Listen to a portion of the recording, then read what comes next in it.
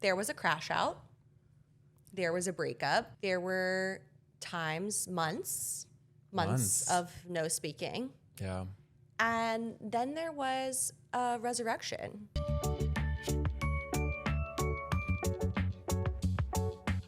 Do you want the pink mic, by the way? No, it's okay. Okay, making sure. Welcome to Actually Not Dumb, where we overthink everything so that you don't have to. These are our unfiltered thoughts. My name is Liz Lindenmeyer, and I'm joined today by Alex. Is it Paget? Paget? Don't even. How do we, can you just pronounce your name for us? It's Alex Paget, and you were bringing up trauma from all my courses in college being introduced in the first day. Oh, honey, we're going to bring up a lot of trauma today. Oh, yeah. First, let's just real quick. I need an entrance. Can you just get up? I want you to walk down the hallway, and I need the best walk.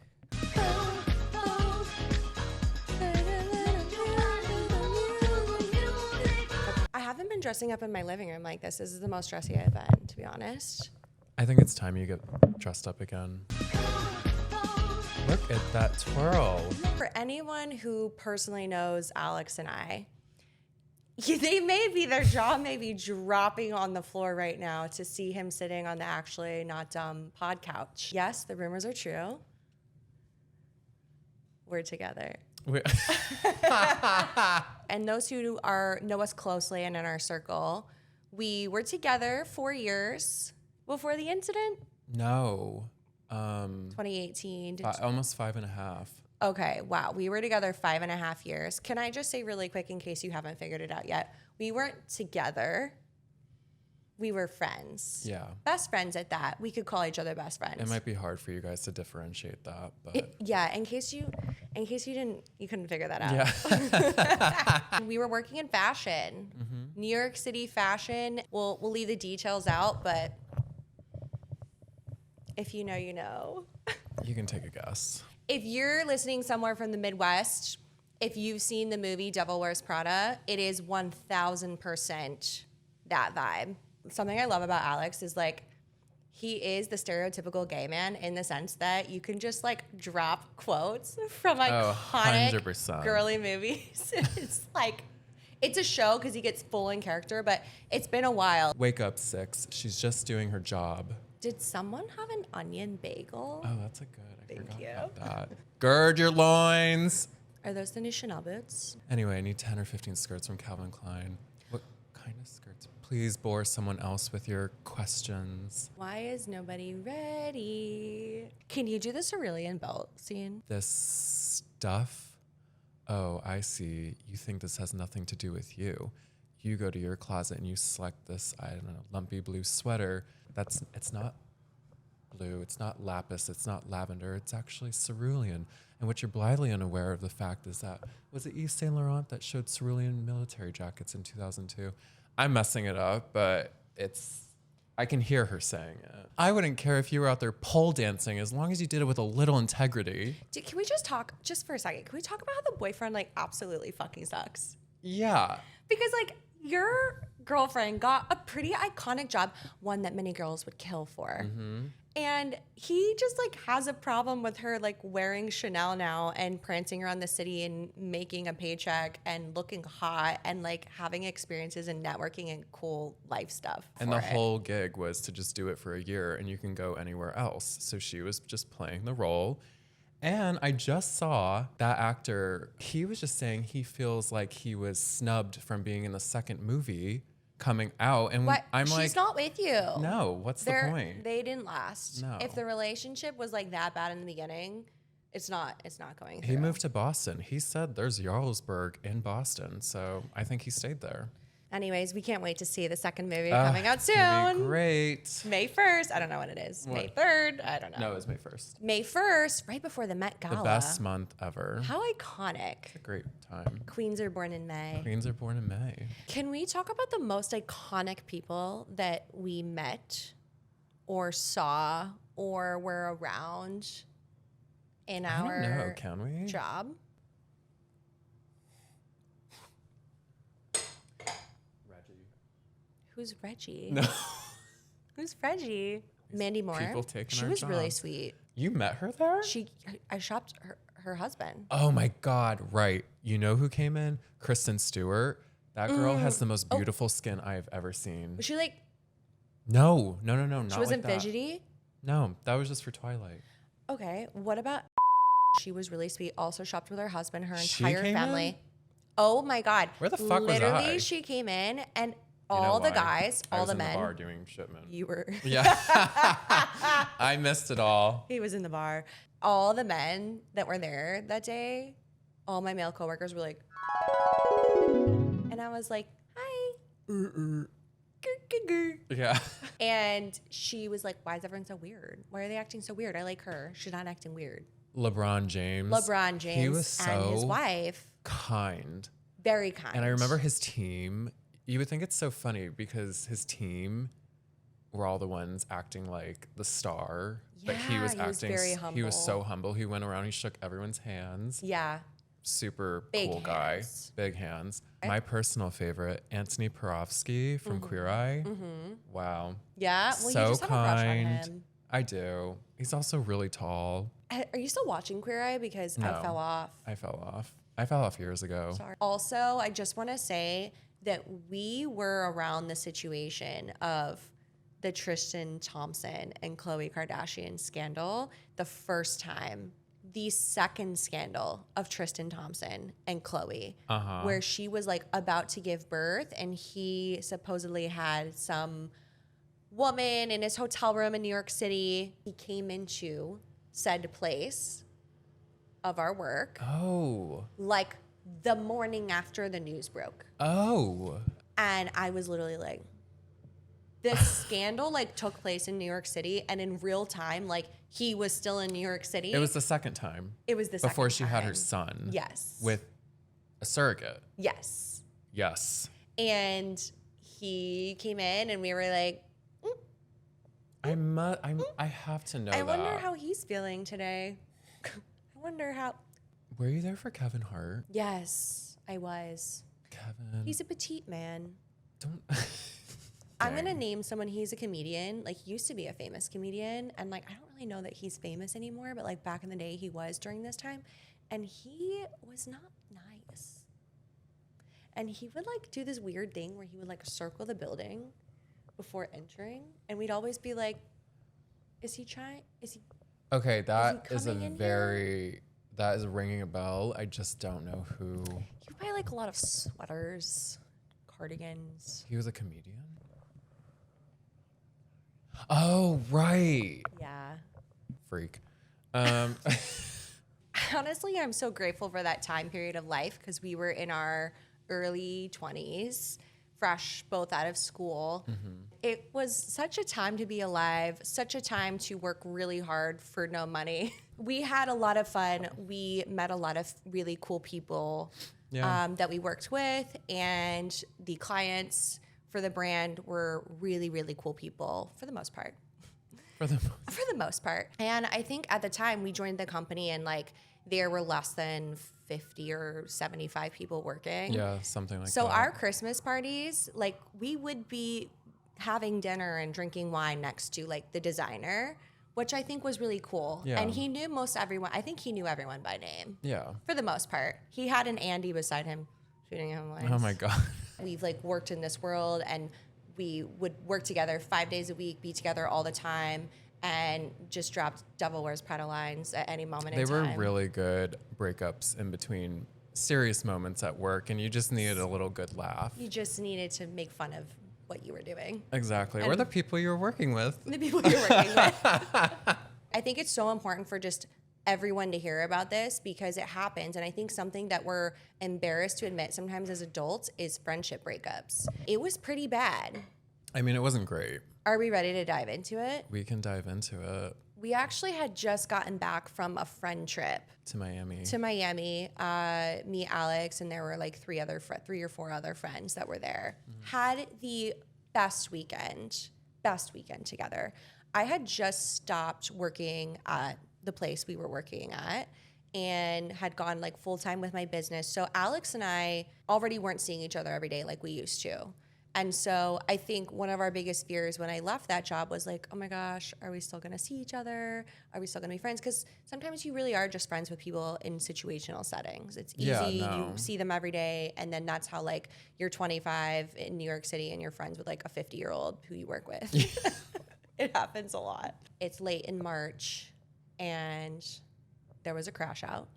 Yes. Long story short, I had a mental breakdown. It was just like months of built up pressure. Unfortunately, I took it out on all the people closest to me in my life, friends, family, and, you know, I regret it wholeheartedly, but I remember the crash out mental breakdown, and we say crash out now in 2026, but back then we said breakdown.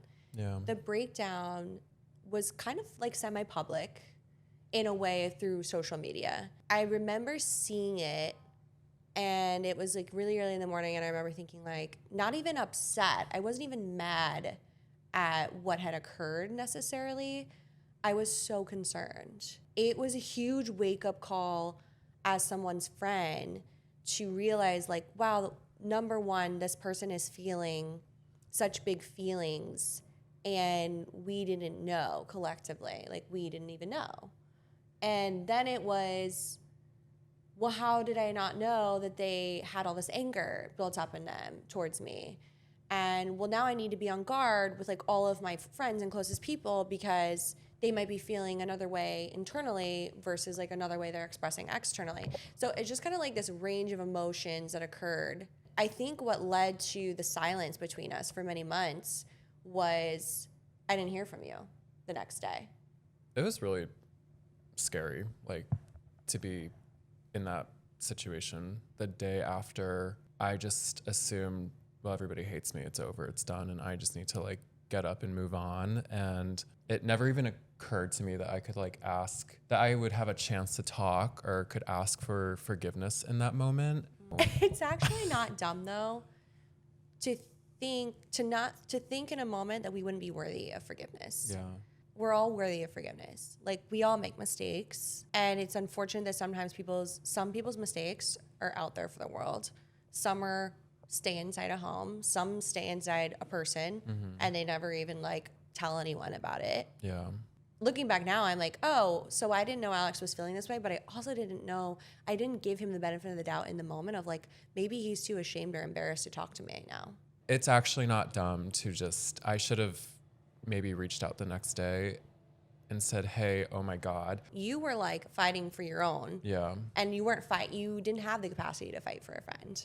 After said crash out, some months go by. I think one of the saddest things, and like I think so many people probably go through this, is like you lose a friend right before something big happens in your life. And for me, that was getting engaged. And I remember being like sad in that moment, thinking about it, when in a moment that was supposed to be really happy for me. Some friends you need to let go, but some of them, like if it keeps stinging and hurting like that, either there's closure that needs to happen or it's not meant to end. Yeah. Because for me, those months after the crash out, I felt like I had gone through a loss, like a huge, because I did not hear from you. I think you blocked everyone on socials and all these things. So like I had no idea what was going on. And that felt like you died. Like for me, I was like, oh my God, my best friend just died and I'm never gonna talk to him again. What were you feeling in those days and months after? Just like alone, you know? Yeah. And honestly, like way too much shame in the moment to even like reconcile, one with the people, but also reconcile with myself. I think in that moment, I just kind of went into this like, okay, like I can't talk to anyone right now. I need to block everything out and I need to just focus on myself because something like this can never happen again. That was a really hard time. That was like my worst year ever. But I will say too, during that time, it really did feel like, like our friendship, like I feel like a death. A death. Yeah, it totally did. It wouldn't seem like I was, but I was mourning our friendship as well and the other people. I think you were trying to cope. Yeah, and I just didn't know how to. Like, I really didn't know what I was doing. And for me, like, I think just shutting out the world and, like, just going to work and going home and doing nothing and not seeing anyone and not talking to anyone was just like the best way for me to kind of like break away from that and move on. Can I just say, it's actually not dumb to crash out because everybody does it. Yeah, there's just certain ways maybe you shouldn't do it. There's certain ways to crash out and not crash out. And also, I think it's a lesson for everybody. Like, yeah, did I make a mistake that night? No, but I've made a million mistakes. Everyone deserves a second chance. And also, is the friendship worth mending? We did the work like a couple. Like a couple. I think how we handled it was incredible. We did it without kind of mapping out in our head what it would look like. I think it was just very go with the flow. Like the first conversation we had was 2 months later over the phone, and that was like an hour-long conversation, and that was really hard. It was hard, and I'm so glad we did it over the phone because honestly, I don't think we could have done it face-to-face. And I remember like picking up or making that call. I don't remember who called who, but we had planned to call each other. And I was like shaking. I was at work and I told my boss, I'm like, yeah, I have an important call. I need to step out for a moment.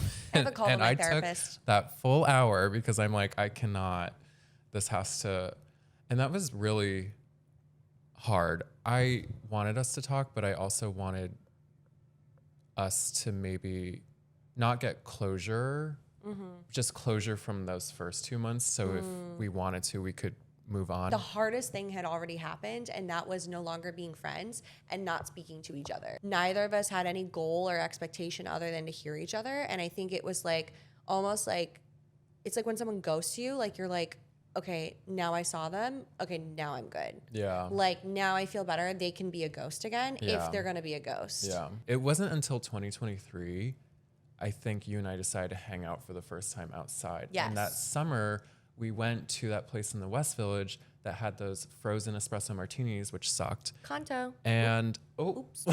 I didn't think you were going to say it. And then we went to Dante. Our Very hangouts healing. definitely were like a mix of us being normal and like making jokes and catching up. And then there would be conversations. And I think this is where like the brick by brick came in of we had to keep not hashing it because it's not hashing, but speaking about it in different ways and like also checking in with how we were feeling in that moment. Yeah, it was just like this huge trust building process. I think. Yeah, I think it's like with any friendship breakup because listen, I think since this time I've actually experienced 2 now. Yeah, unfortunately, and one of them ghosted me, LOL. But the other one, it was like really this simple thing of the conversation ran out. I think we were just really entering different stages of life. And there was kind of like a couple like hiccups here and there. I think I was hurt. I think they were hurt. Like, I think it just was a mix of so many things. And I think at the end of the day, we both silently chose to not fight for it anymore. Yeah. And I think that's okay. And I don't think it's embarrassing.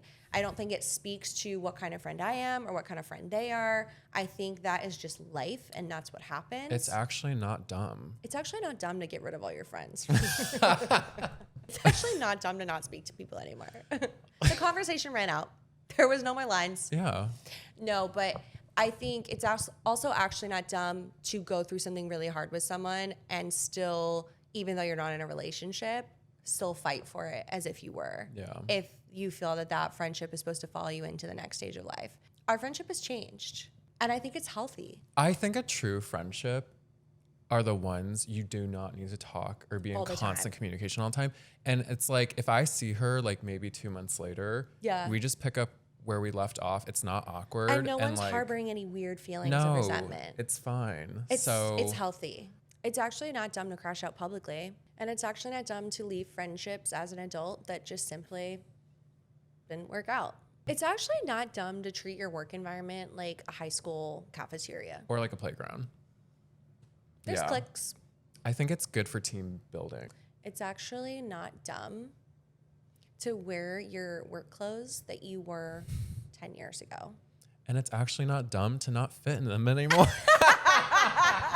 It's actually not dumb. Your ass got fatter. You have a fat ass. Thanks for listening. Actually not dumb people. Thanks for listening.